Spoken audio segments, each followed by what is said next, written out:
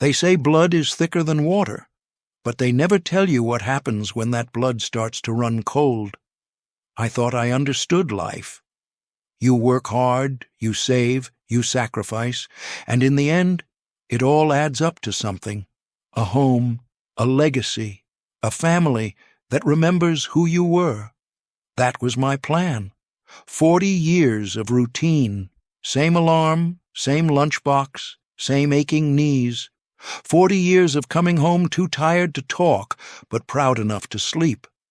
I told myself every late night, every missed moment, and every argument left unfinished was an investment. That one day my children would see it and say, "He did it for us." But when I finally built the house I'd been dreaming of my whole life, the one that was supposed to be our fresh start, I didn't feel peace. I felt distance, a kind I couldn't fix with a hammer or a blueprint. You don't expect the people you love most to turn the thing you built with love into the reason you stop recognizing each other. But it happens, quietly, in the little silences after dinner, in the way they talk when they think you're not listening. I tried to stay grateful, to look at those walls and remember what it cost to build them. But every time I sat on that porch, watching the sun bleed across the wood, I kept thinking, is this what I gave my life for? See, I thought building that house would make me proud. Instead, it made me small, because I built something that can stand through any storm, except the ones inside my own family. At first it was little things, a door closing harder than usual, voices dropping when I walked into a room. Then came the nights. I'd wake up to the sound of footsteps on the porch, only to find no one there. You try to ignore things like that. You tell yourself you're imagining it. But deep down, you know when something's not right. You can feel it in the air, that kind of heaviness that follows you even when the room is quiet. I guess that's where it really started. Maybe I should have seen it coming. Maybe I should have stopped it. But I didn't. So, let me take you back to before the house, before the silence, to when I still believed that love was enough. They tell you a house is just wood, nails, and willpower. But I've spent 40 years learning that every nail remembers the hand that drove it. And some walls, they remember what you whisper around them. That morning, I stood in front of the house with a cup of coffee that had already gone cold. Paint still smelled fresh. Dew clung to the porch rails like breath on glass. You'd think I'd feel proud. After all, this was the dream. My dream. But my hands, they were shaking. Not from the years or the caffeine, from something I couldn't quite name. I built that house the way a man builds a promise. 12 rooms, white oak floors, a porch that wrapped around like an embrace. Each nail, each beam, a piece of me I thought would last. Linda called it Bob's final masterpiece. I called it proof that I'd made good on what I'd promised my father before he died. Leave something standing, son, something that'll outlive your name. I guess I took that too literally. I walked through the front door, no squeak, just a soft click, and it was quiet, too quiet. You never realize how loud emptiness can be until you hear your own breath echo in it. The kitchen smelled of sawdust and lemon polish. I ran my hand across the counter. Smooth, cool. I could see Linda there already, hair tied up, humming one of her old hymns while the Sunday roast simmered. I could almost hear the sizzle, almost taste the salt in the air. But when I opened my eyes, nothing, just the empty counter. And that hum in my chest again, low, steady, uneasy. The living room, now that was my favorite. Big stone fireplace, centered like a heartbeat. I built it with bricks from the old Carmichael mill, the one my grandfather helped raise. When the last brick went in, I swear I could smell his pipe smoke, hear the faint sound of his boots on gravel. Legacy. That's what it felt like. Like all those years of calloused hands finally meant something, but meaning doesn't echo when there's no one to listen. So I called them, my kids. One by one, wanted them to hear it from me, the way good news should sound. Marcus first, my eldest, 42 now, runs a construction firm just like his old man. You'd think we'd have more to talk about, but these days our conversations feel like job site updates. He picked up on the third ring. "House is done," I said. He paused. "How many square feet?" "About 4,200. "Nice. Resale value should hold up." I waited for the part where he said, "Congratulations, Dad." It didn't come, just the click of a pen, papers shuffling. "Send me the photos when you get the chance, yeah? I'm in a meeting." Then the line went quiet. Jessica was next. My middle child, the sharp one, always talking fast, thinking faster. When she answered, I could hear typing in the background. "Hey, sweetheart," I said. "Guess who finally finished the house?" "That's great, Dad. Listen, I'm kind of busy," I finished for her. She laughed softly. "You know me too well." I do.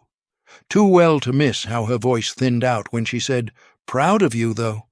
And then, the beep of another call she couldn't resist taking. "Love you, Dad." Click. Emma was last. "My baby," she cried the second she heard my voice. "Dad, you did it," she said between sniffles. Her joy came in waves, too warm, too full. I should have felt lifted by it. Instead, it made me uneasy, like she was trying too hard to hold on to something that was already slipping. After I hung up, the silence crawled back in, the kind that hums in the walls. Linda found me sitting in the empty master bedroom. She leaned against the doorframe, arms folded. "You built it, Bob," she said.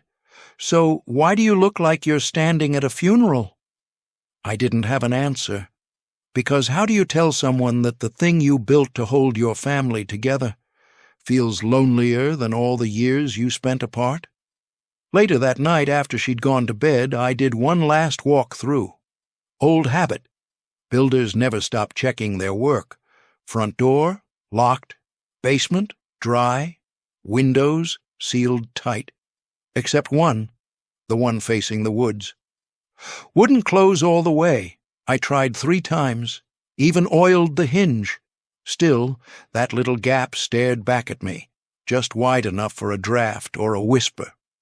I made a note to fix it tomorrow. When I stepped out onto the porch, the world was still.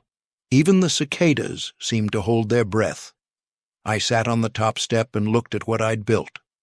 All those years of aching knees and calloused hands staring back at me in perfect symmetry. But pride didn't come. Peace didn't either. Only that question again. Is this what I gave my life for? You tell yourself a home is forever, that walls can hold love if you pour enough of it in. But walls, they're like people. They remember how they were built, and if you built them with silence, they keep it. Sometimes I think I knew even then, before the laughter stopped echoing, before the dinners turned into schedules, before the house grew quiet, that something was off. I just didn't want to believe it, because I'm a builder. We don't walk away from cracks. We fix them. But this time, I didn't even know where to start. So maybe that's where it really began. Not with the footsteps on the porch that came later, not with the window that refused to close, but here, in this half-light, coffee gone cold, a man staring at the dream he built and realizing he doesn't feel at home in it. First dinner in the new house should have sounded like spoons and laughter. It didn't. It sounded like dishes trying not to clatter and people trying not to say what they were thinking. Linda set the table like a prayer. Her roast was perfect, crisp edge, thyme whispering up through the steam, candles low, napkins folded the way her mother taught her, triangles like little tents, like we were camping out in a memory we wanted to keep. I carved slowly, listening to the knife glide through meat the way a boat parts still water. No one asked for seconds. No one asked for anything. Marcus stared at the crown molding like he was counting it. Jessica kept her phone screen face down, as if hiding the light made it less present.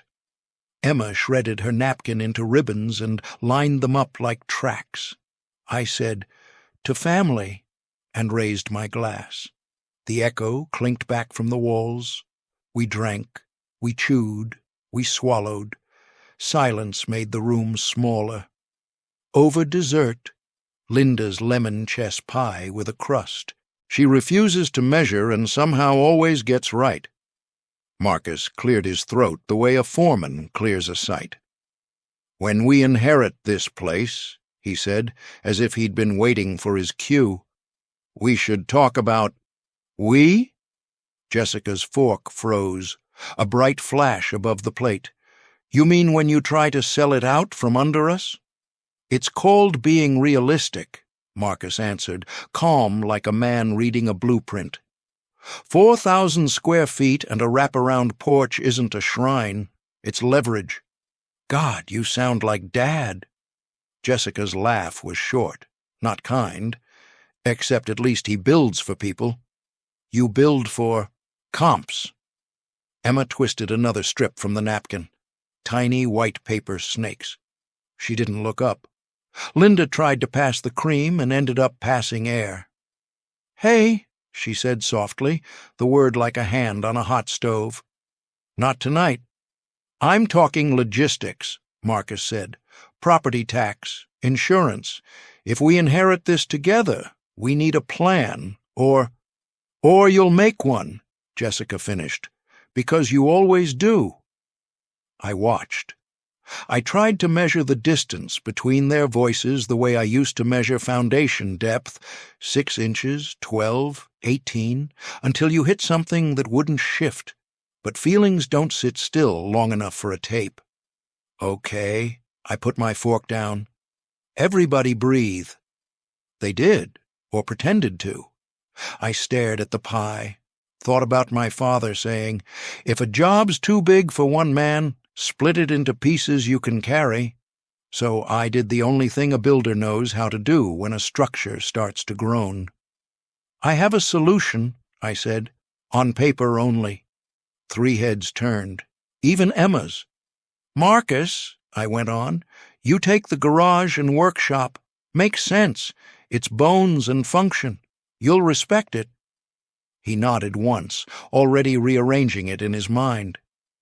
"Jess, you get the main floor, kitchen, living room, dining. You like people in a circle. You're good at it." Her chin lifted a millimeter, pride and suspicion at war. "Em," I said, softer, "you've always loved the small spaces, the tucked-away places. The upstairs and attic are yours? Reading corners? The skylight?" Her eyes glistened like she'd swallowed a star. She nodded and wiped fast. "We put it in writing, but not in law," I said. "No one sells, no one fights. We share it. I'm still alive. Your mother's still alive. This is about peace, not probate." Linda exhaled so slowly I could hear the air find her. "Bob," she whispered, and there was gratitude in it, and a kind of warning, too. For about 48 hours, peace pretended to be real. Marcus came by the next morning with a stud finder and a box of anchors. We installed shelving in the garage, level, tight, flush with the studs. He handled the drill like it was an extension of his arm. We didn't talk about dessert. We talked torque. "Good depth," he said, checking a screw with his thumb. "Good anchor," I said, and patted his shoulder like old times, when fixing a thing together was the way we said "I love you" without embarrassing ourselves. But he kept taking pictures. Not the father-son kind. the kind with angles and notes. He measured distances I hadn't suggested, door to corner, corner to window, window to ground. "You cataloging?" I asked lightly. "Just documenting," he said. "Helps me think." By afternoon he was gone. By evening I had a feeling gnawing on a beam inside me.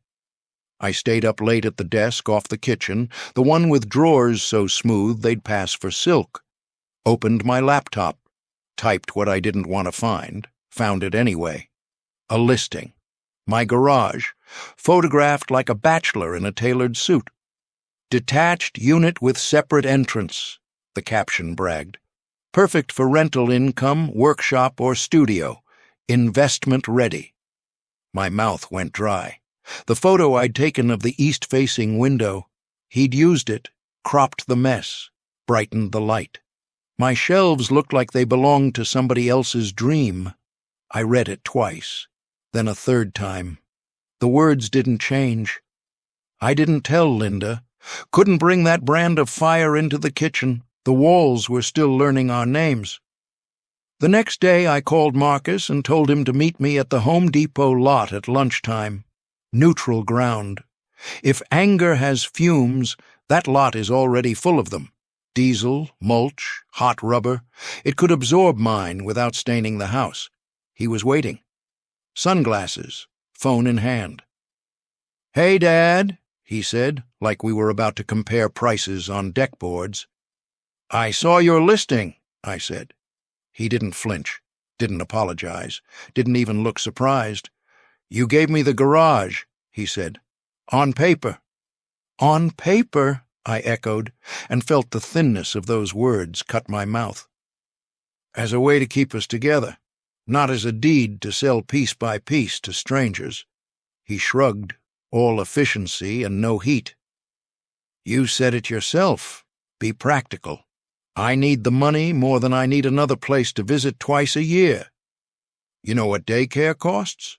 You know what the firm's carrying on outstanding invoices? This is low-hanging fruit. It's my house." I heard the old man in me then, the one who thought saying mine would stop a storm. "Is it?" Marcus tilted his head. "Feels like the family's house. You wanted legacy. Legacy means leverage, Dad, means using what's there." I remembered teaching him to square a frame with a diagonal. Once he understood the math, he stopped asking why the corners felt true. He trusts measurements, not feelings. Maybe I taught him that. Maybe I forgot to teach him the rest. "You take the listing down," I said, "or I'll—" I didn't know what the threat was. He did. "You'll what? Change the paper?" Then what was the point of pretending this was fair? He stepped forward, close enough, for me to see my own face in his sunglasses. "You built a monument, Dad. You didn't build a plan. I'm building one." He turned, walked away, never raised his voice once. I stood in the heat shimmer, watching forklifts drag pallets like tired animals. A young couple argued over stain colors in the garden section, dark walnut or English chestnut. Their indecision sounded sweet to me. They believed wood tone mattered more than anything else. God, I miss that kind of mistake. On the drive home, I kept my hands at 10 and 2 like a teenager. An old F-150 slid behind me at the light. Dark, no front plate, maybe nothing, maybe something. It followed for 3 turns, fell back, came forward again. When I changed lanes, it changed lanes. When I took the long way around the reservoir, a habit I have when I need to quiet my head, it took the short way and met me on the other side. At the gas station, I pulled in. It kept going. My hands were shaking against the wheel. Back at the house, the air had that end-of-day taste, warm, metallic, like the sun had licked every nail-head and left a film. I walked the porch, checking balusters with my fingers like rosary beads. Balance, balance, balance. Inside, Linda was humming softly, but not a hymn this time. Something minor. She looked up at me and read the report in my shoulders. "Bad?" she asked. "Not finished," I said. She nodded like an old nurse. She knows the difference between sick and not finished. I went to the window facing the woods, the stubborn one. Still wouldn't close that last inch. I pressed the sash down with my palm until the wood complained, gave up, stuffed a folded dish towel into the gap so the night wouldn't come in hissing. From the yard, a twig snapped. Just a deer, I told myself, or a fox, or nothing, or everything. I sat at the kitchen desk and drew boxes on a legal pad, garage, main floor, upstairs, like a battlefield map you hope will stop a war. I wrote the word peace in the margin and stared until the letters felt like lumber stacked too long in the rain. I finally told Linda about the listing. She closed her eyes the way a person does at communion, not prayer, preparation. "We raised them to be strong," she said. "Sometimes strong means sharp." I wanted to hold them together with joinery, I said. Dovetails, mortise and tenon, old ways. "People aren't wood, Bob," she said gently. "They swell and shrink. They split where no one sees the knot." We went to bed without deciding what to do. Sleep felt like something on the other side of a locked door. Sometime deep in the night, I woke to footsteps on the porch. Soft, careful, not Linda's, not mine. I held my breath until the footsteps stilled, waited for the knock that didn't come. Listened to the house hold its breath with me. In the morning, nothing was out of place, except the dish towel in the window gap had fallen to the floor. Wind can do that. So can a hand. I made coffee I didn't drink and opened my laptop. Marcus's listing had a new line in the description. High interest, multiple inquiries. There was a message from a buyer asking about access at night. I stared at that sentence until the screen blurred. I built this house believing architecture could solve people. Give them rooms and they'd remember how to sit together. Give them light and they'd see each other. I thought permanence was a kindness. Maybe permanence is a dare. I walked out to the porch and sat where the boards still remembered our first night. The morning was quiet, not peaceful, just quiet. I thought about the car that might have followed me. The window that wouldn't close, my son listing my shelves like a stranger's closet, my daughter's fork caught in midair like a warning, my other girl folding herself into tiny strips. I used to measure my days by what I could fix before lunch. Now I'm measuring by what I can't name before dark. Somewhere, far back in the trees, a crow barked twice. Answer and echo, like a conversation I couldn't quite catch. I looked at the house I built to hold us, at the rooms I assigned like a truce, at the door that leads to a porch where footsteps come and go when they think I'm asleep. And I heard a question I didn't want to hear, rising up from the floorboards like a draft. If the house is already dividing us, what exactly did I just invite in? I wasn't supposed to be there that day. Tuesday afternoon, sky washed pale, air thick enough to chew. Linda was visiting her sister. I'd spent the morning running errands that didn't need running. You do that when you don't want to sit still. I turned up the driveway, mostly out of habit. Wanted to drop off a few new locks for the workshop door, maybe trim the hedges. That's all. But the moment I saw the car, black, sleek, unfamiliar, I knew something's changed. Not the kind of change you plan for. The kind that creeps in when you're not looking. 2 men's shoes by the door. Polished. Expensive. Not mine. Not Marcus's. Upstairs, Emma's section. Voices. Low at first, then laughter. Not her laughter, though. Hers always had that soft break in the middle, like a skipped heartbeat. This one was smooth, confident, practiced. "Dad," she said, startled, like she'd been caught stealing sunlight. "What are you doing here?" "I could ask you the same thing," I said. Then he appeared. Damon.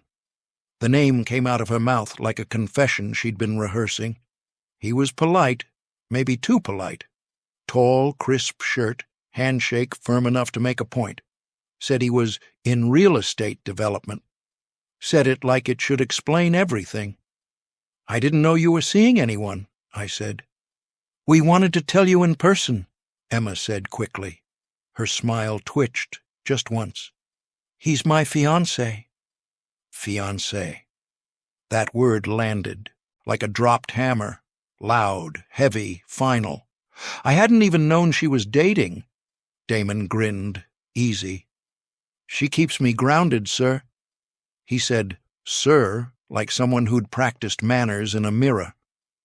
He put an arm around her, subtle, proprietary. The room smelled faintly of paint thinner and men's cologne. I noticed a duffel bag by the dresser, a phone charger plugged into the wall. Not guests, not visitors. They'd moved in. "How long have you been staying here?" I asked. Emma hesitated. "A few weeks," she said. "You said this part was mine, Dad. Remember?" The edge in her voice was new, metal under honey. "I thought you'd be happy. I finally found someone. Isn't that what you always wanted?" I wanted to say yes. I wanted to believe the tremor in my stomach was just age, not instinct. But I watched Damon's eyes move around the room, not at her, but at the space.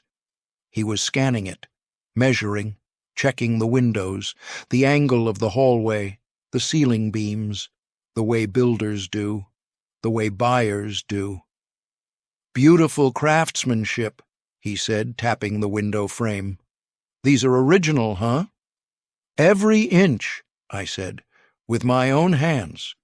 He smiled like he already knew that, like he'd read the brochure of my life. Linda arrived an hour later, casserole in hand, smile too wide to be real.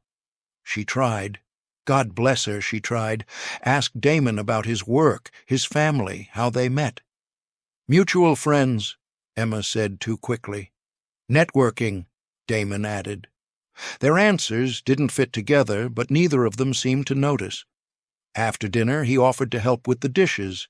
Instead, he asked questions, quiet ones. "How old's the plumbing here? Any separate access to the attic? You ever think of adding a back gate?" Harmless words, but everyone landed like a blueprint he wasn't supposed to have.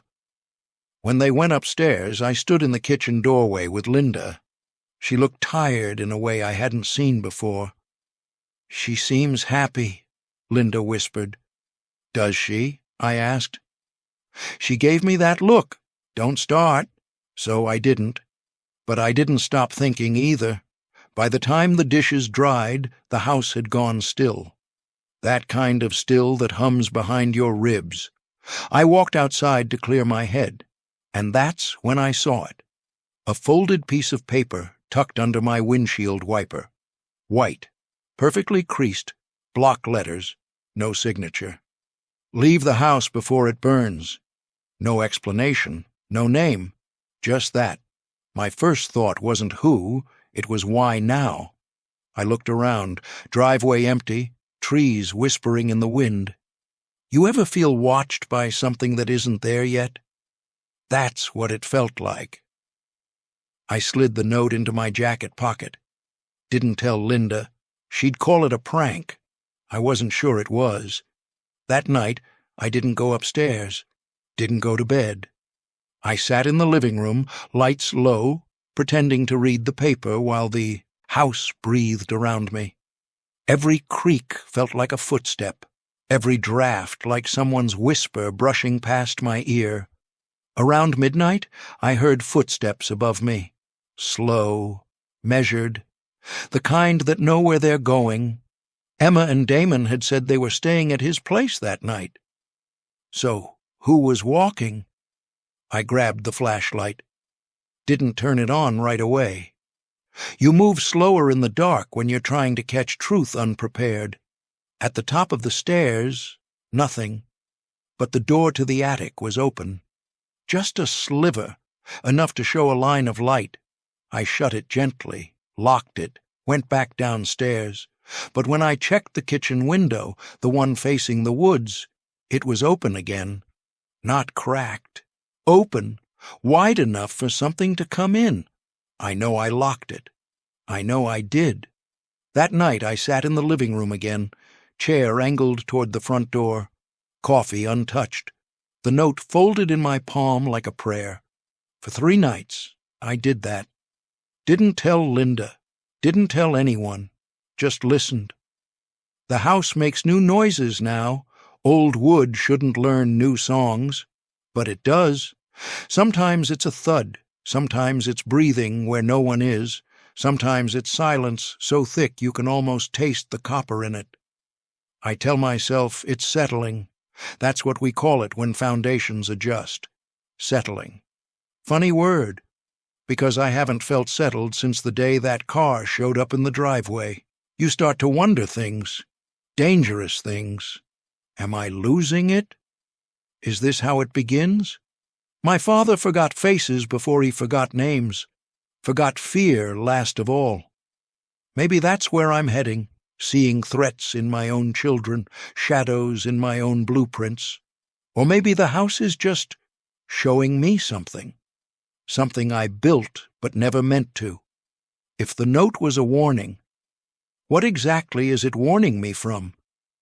The first note, I told myself, was a prank. The second, maybe coincidence. But when the third one showed up, I stopped pretending.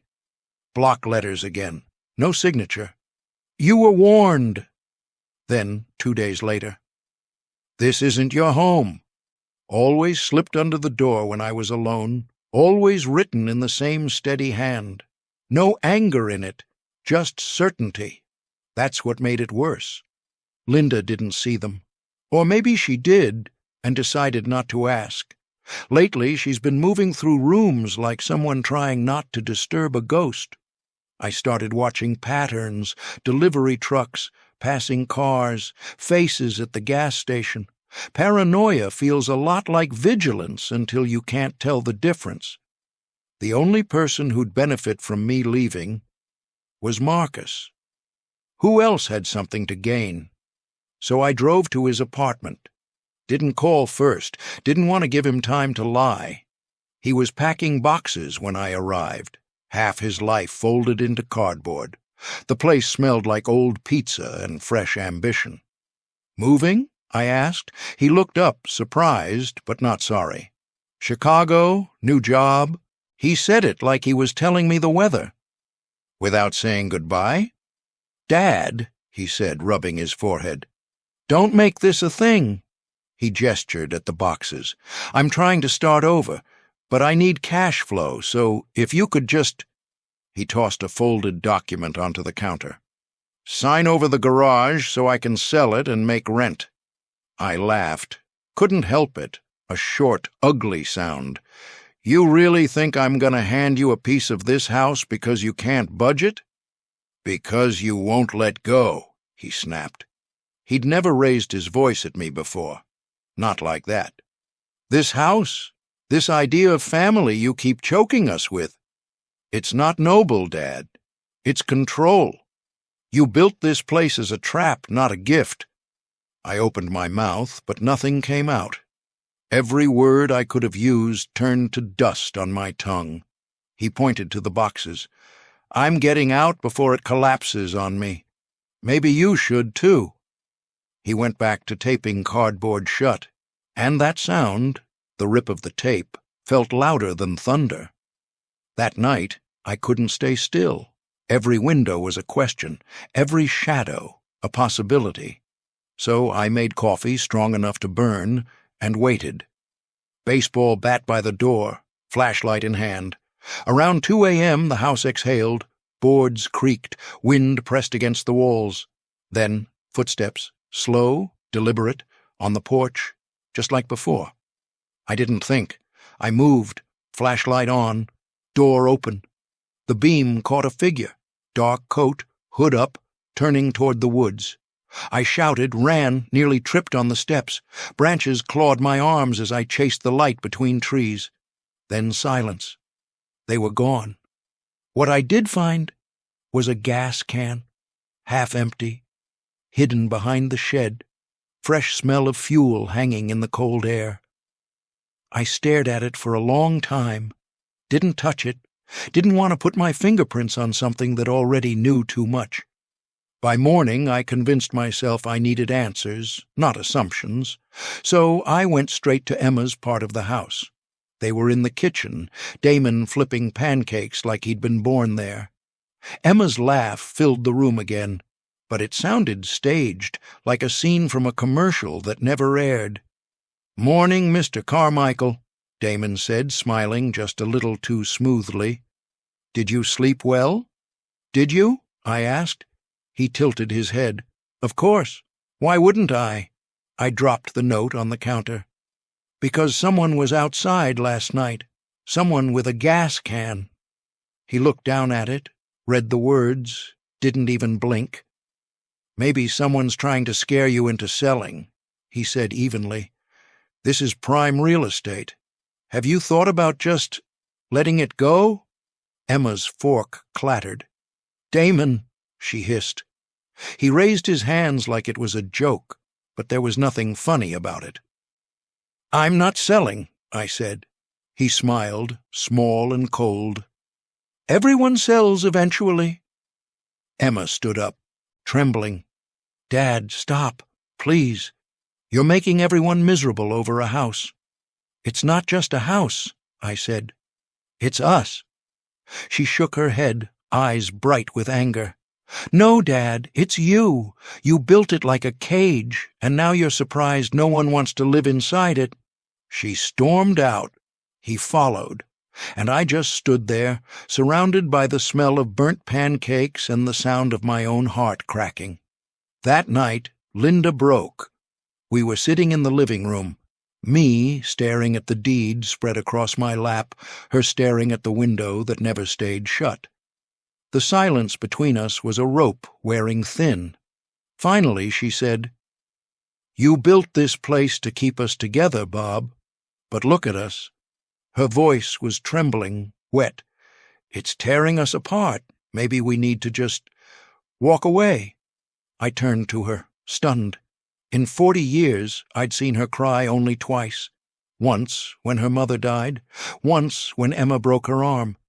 This was the third. "Walk away?" I said. "I can make this right?"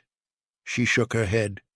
"You keep saying that, but right for who?" Then she went upstairs, leaving me alone with the deed and a silence I didn't know how to fix. That's when I noticed it. A tiny mark next to the lot number. An asterisk, small enough to miss, deliberate enough to mean something. I squinted, followed it to the margin. A footnote, faint and almost invisible under the years of wear. "See attached clause. Shared right-of-way access. Shared access." The words crawled down my spine like nails. I pulled every old folder I had, permits, receipts, contracts, and there it was again, buried, stamped, legal. I'd never owned this land outright, not completely. Someone else had a claim. I sat there until dawn, surrounded by paper ghosts, my hands blackened with ink and dust. Linda's words echoing, "Maybe we need to just walk away." But I couldn't, because builders don't walk away from cracks. We reinforce them, we patch, we brace, we fix, even if the thing we're fixing doesn't want to stand anymore. I whispered it like a prayer, over and over. I can make this right. But the house didn't believe me. I could feel it in the walls, in the floor that groaned beneath my chair, in the window that sighed open behind me. I didn't turn around, didn't have to. The air already told me, whatever's wrong here. It's not just in the family anymore. It started with a smell, not metaphorical, real, sharp, acrid, smoke. I woke before the alarm, before the birds, before reason. For a second, I thought it was the dream again, the one where the walls breathe and the air tastes like ash. But this time, it wasn't a dream. The room was gray. the air, thick, sour. Then Linda screamed my name. I ran. The hallway was a tunnel of light and shadow, the kind you only see in nightmares.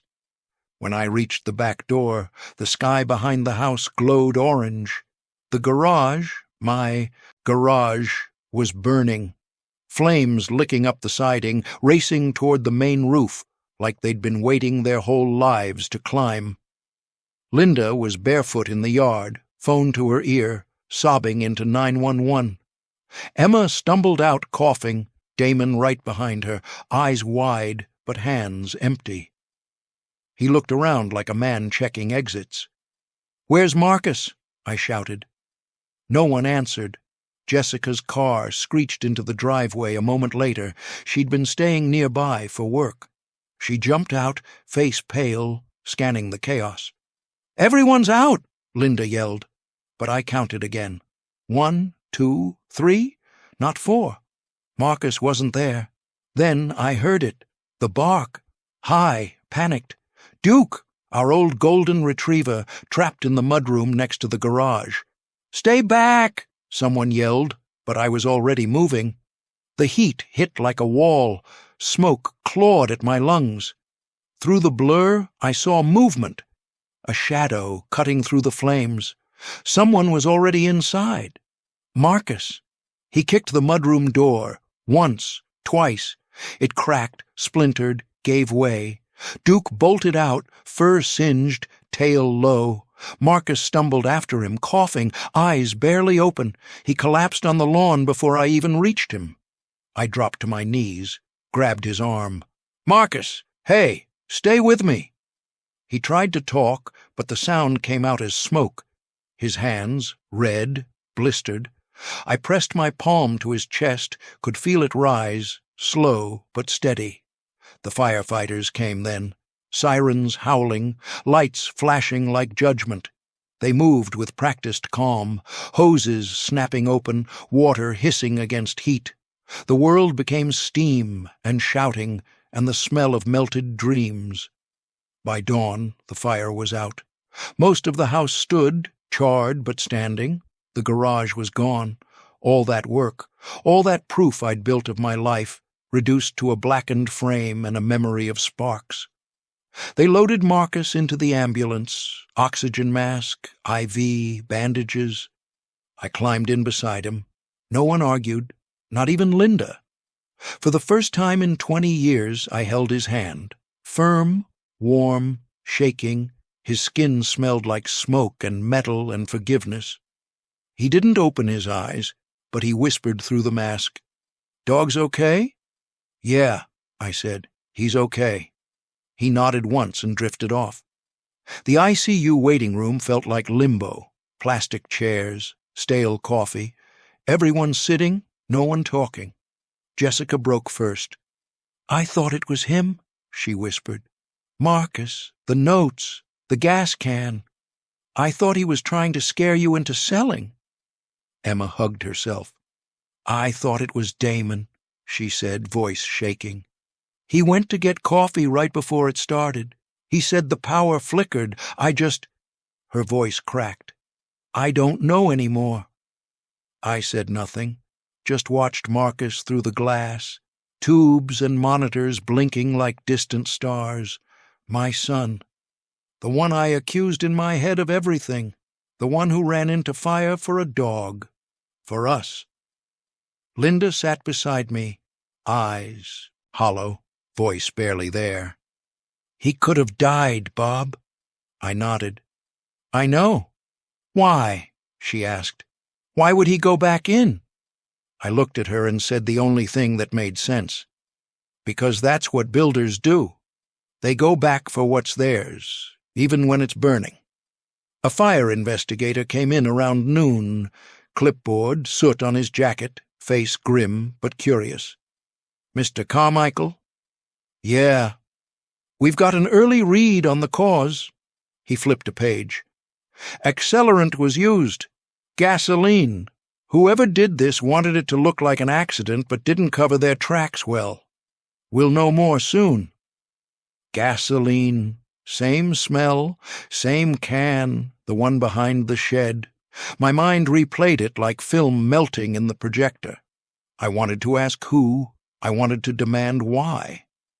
But the words got stuck in the ash of my throat. When he left, the silence came back, heavier. Jessica leaned her head on Linda's shoulder. Emma wiped her eyes and whispered something I couldn't hear. I stayed where I was, hands clasped, still smelling smoke, still tasting guilt. I spent years believing that if I built something strong enough, it could hold love inside it, that walls could protect what words couldn't, that a house could teach a family how to stay. But sitting there, watching my son breathe through machines, I realized I'd been wrong. You can't build permanence out of people. You can only love them before they walk out of the frame. I thought I was holding us together. Turns out, I was just holding on. Marcus shifted in the bed, eyes flickering open for a moment. He looked at me, tried to smile. I squeezed his hand. Didn't say a word, didn't need to. For the first time in a long while, I wasn't thinking about the house, or the walls, or the window that wouldn't close. Just him, breathing, alive, and somewhere deep inside, a question rose I couldn't silence. If the fire didn't take what mattered most, then what was it really trying to burn? Hospitals have their own kind of dawn. Not light.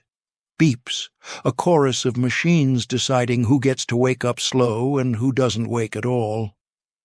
Marcus opened his eyes while the machine sang to him, cracked a smile that looked stapled on, and the first thing he said wasn't Dad or water or Does Duke make it? He said, I did it. I didn't move, didn't nod, didn't blink, just let the words settle on my chest like a bag of concrete. I set the fire, he whispered through the mask. Not to hurt anybody, He swallowed, eyes watering from more than smoke. I couldn't watch us kill each other over it any more. I thought if the garage was gone, if a piece of it was just taken from us, maybe we'd remember we were a family first. He started crying then. Not a leak, a break. My plan was to wait until everyone was out. I used the window, the one that won't close. I put the can behind the shed days ago. I was going to make sure everyone got out, and then I panicked when I heard Duke. I swear, Dad, I swear on everything, I would never— My hands, the same hands that shake when I hold a coffee, when I hold a lie, found his and held on. Okay, I said, and the word tasted like ash and mercy. Okay. Linda was by the window, arms crossed, eyes red and hard as new brick. She looked like she could forgive him and hang him in the same breath. Emma stood in the doorway, cheeks blotched. Jessica leaned on the wall, arms hugging herself like she was the only coat she owned. We were a family arranged like furniture, placed for function, not comfort. I cleared my throat. Why weren't you in Chicago? He looked at me, then at the ceiling, as if the answer was written in the acoustic tiles. Because, he said, breath shallow, I went to the county records office before I left to finalize the sale of my portion. He made quotes in the air with bandaged fingers. And that's when I saw it, Dad. He nodded to his bag on the chair. Jessica fetched it, unzipped it, pulled out a crumpled folder that smelled like smoke and old glue. He motioned for me, so I came close enough to hear his heartbeat beeping in the plastic behind him. Read, he said. The paper was cheap and official, the kind that bleeds when tears touch it. A block of print, a map with lines like veins, the lot outlined, the shape I knew the way you know your own hand. And there, in the margin, was the symbol that had been chewing on my sleep for months. The asterisk, the one I'd seen on my deed and pretended not to see. Easement, he said. Government reclamation. Highway expansion approved 18 months ago. The land, most of it, was part of a right-of-way from decades back. They never closed the file. Your deed was flagged, pending litigation. The asterisk wasn't a typo. It was— His breath stuttered. It was a clock. We have 60 days to vacate. No compensation, no inheritance. It never belonged to us. No one spoke. ICU rooms hold a silence that sticks to your skin. Emma looked from the paper to me, to the paper again. Jess pressed her lips until they went white. Linda didn't look surprised, just tired, like she'd been waiting for the floor to admit it was water. Damon's questions surfaced in my mind like old nails, separate access points, property lines. Ever think of a back gate? He knew. Or suspected. He'd been casing the shape of the truth while I counted windows and called it legacy. "Dad?" Marcus said quietly. "Did you know?" The word knocked on a door I'd kept double-bolted. I could have lied. I've never been a good liar, but desperation makes amateurs bold. I said, "Not at first," and I felt the room tilt. "I found out 6 months ago," I went on, "after the framing was up, after I'd spent everything, the last savings, the cash I said I'd never touch, the credit I told your mother I'd never need." My voice shook, not from age, from the weight of a stone I'd been carrying too long. I kept building because the house was already standing and stopping felt like shooting a horse mid-run. I thought maybe the project would fall through like they do sometimes. Maybe we'd get a year, 2, long enough for Christmas, long enough for grandkids to remember the porch, long enough for my life to add up to something more than receipts. Linda's breath left her like a ghost. Emma stared at me with a kind of wounded awe. Jessica laughed once, a single dry note the sound metal makes when it gives. "You should have told us," Emma said, voice small and sharp. "I know." "You should have told us," Jessica echoed, the big sister's voice she learned the day Emma was born. "I know." Marcus didn't say it. He didn't have to. He just squeezed my hand. We were quiet a long time, the kind of quiet that resets a room. Then something happened I didn't expect. Emma snorted. Jessica choked on an almost giggle. Linda covered her mouth like she'd sneeze and didn't. We started laughing, not happy, the exhausted kind. The kind that comes when the punchline is good. We fought like wolves over a house that wasn't ours. My son ran into fire for a dog and a mudroom that are scheduled to be asphalt. I lied to protect a legacy printed on borrowed paper, and the government had been the car following me, the surveyors with clipboards and quiet eyes. Not paranoia, paperwork. I wiped my face, surprised my hand came back wet. "Forgive me," I said to all of them. 2 words hammered to a nail. Emma sniffed. "Dad, you're an idiot." Jessica leaned in, bumped her shoulder to mine. "A well-meaning idiot." Marcus's fingers tightened around mine, one small pulse, a builder's blessing. Linda had been silent so long I almost forgot her voice. When she finally spoke, it came out steady. "We don't need a house to be a family, Bob. We just needed you to stop trying so hard." I thought about my father then, how he measured everything before he cut it, how he forgot names before he forgot how to sand a board, how I'd been checking myself for dementia because guilt feels a lot like confusion from the inside. I wasn't losing my mind. I was losing my grip on a story I'd written in wood. Different thing. Hurts the same. I looked at Marcus. "I'm sorry," I said, "for suspecting you, for making you a diagram and a plan you didn't draft." He tried to shrug. The bandages made it a wince. "I did set a fire," he said. "Yeah," I answered, "but you ran back in." His eyes closed, and a single tear got lost in the tape on his cheek. The fire investigator came by the room around noon, hat in hand, voice soft enough for hospital walls. "Mr. Carmichael? Preliminary report lines up with accelerant placed along the south wall of the garage. Whoever did it used an access point. A window latch looks tampered with." He paused at the foot of the bed, saw Marcus's hands, the mask, the family shape. "We'll file it. You'll get the details. I'm glad you're all right." When he left, we sat with the beeps and the quiet and the dumb holiness of being together. I wanted to promise things, new starts, a plan that isn't a trap. But words are cheap right after a fire, so I held Linda's hand instead. I let the apology live in my grip. They discharged Marcus 2 days later with instructions and a list of creams and a nurse who said, "Healing is ugly, and then it isn't." We walked out of that hospital like a procession of the barely wise.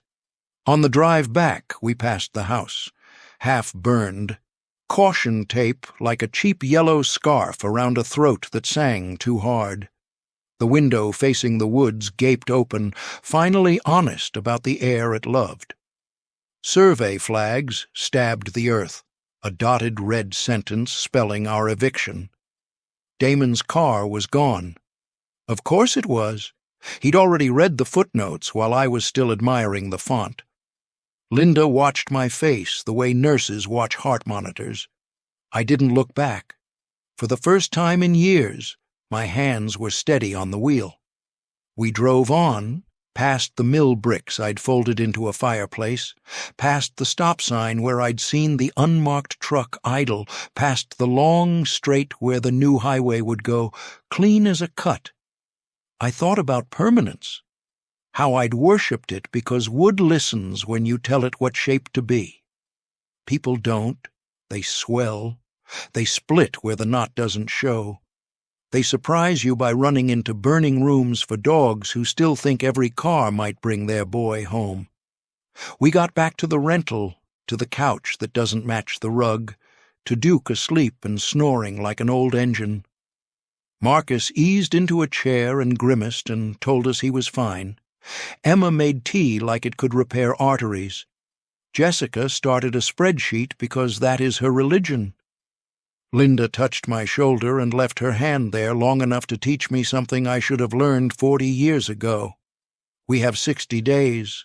To pack, to call lawyers who will say words like unlikely and precedent and I'm sorry, to take pictures of what remains, to forgive a house for being a house. I went for a walk at dusk, the light thinning the way a man thins when he carries too much. When I came back, I stood in the doorway and listened to the sounds I had forgotten to love, the kettle calling, the dog's tail on the floor, Linda humming a hymn that knows grief and doesn't fear it. I sat down, and they let me. No ceremony, no speech, just a chair. They say you can't build a home on shaky ground. Turns out I'd been standing on it all along. But maybe that's okay. Maybe that's what family is. Learning to stand together, even when the ground gives way, and if the only thing I ever built that lasted was them, then maybe that's enough.